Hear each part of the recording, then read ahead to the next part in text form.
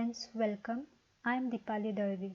Today we are going to discuss basic element or the block diagram of electronics communication system. Now what is communication? Communication in simple words means to transfer the information from one place to another. Electronics communication can be summarized as transmission, reception, and processing of information between two or more locations using electronic circuits. Now this is the general block diagram or the different elements of communication system. We have information source, input transducer, transmitter, channel, receiver, output transducer, and the noise source. Now let us see each block in detail. First, the information source and the input transducer. Information source. It is the data to be transferred. The message can be in audio, video, image, symbol, code, etc. Example, human voice is an audio signal. Input transducer. A transducer is a device which converts one form of energy into another form. The message or the information that we want to transfer may or may not be in electrical form. An input transducer is used to convert those signals into time-varying electrical signal. Example, microphone converts human voice into electrical voltage or output current. The next block we will see is the transmitter and the channel. Now the main function of the transmitter is to process the electrical signal. It is a combination of three elements: modulator, amplifier, and the antenna. Now in order to send our voice distance over a longer distance, we need to take help of another signal. Our voice signal cannot travel over a longer distance due to low energy. So we require another high density or a high energy signal called as a carrier signal.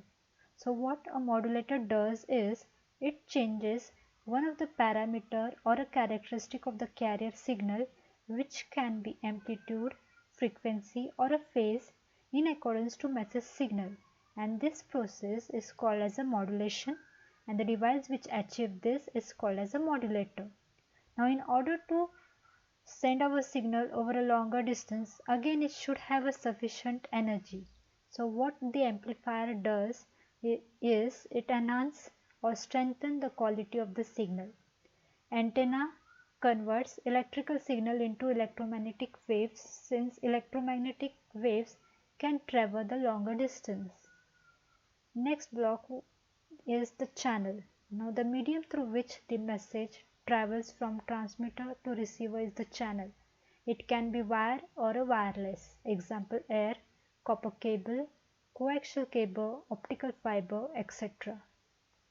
The next block we will see is the receiver and the output transducer. Receiver is a combination of demodulator, amplifier, and a filter.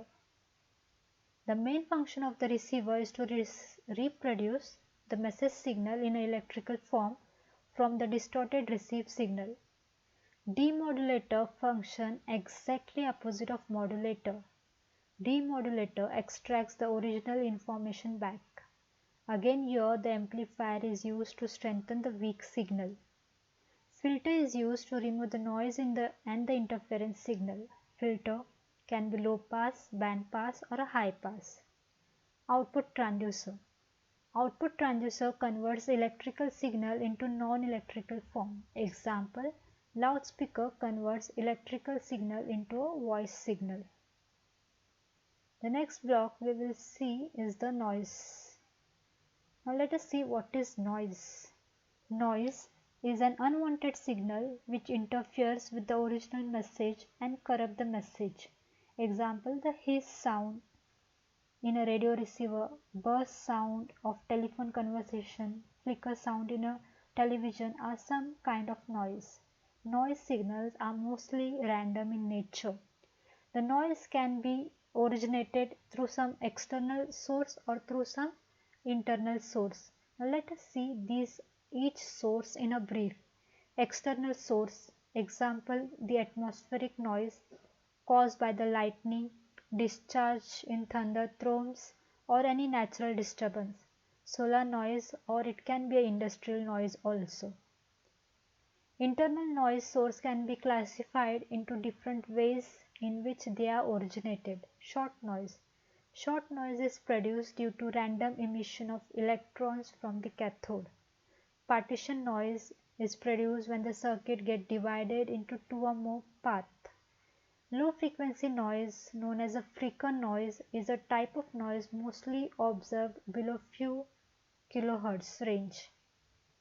High frequency noise, also known as a transient time noise, they are observed in semiconductor devices over a period of time.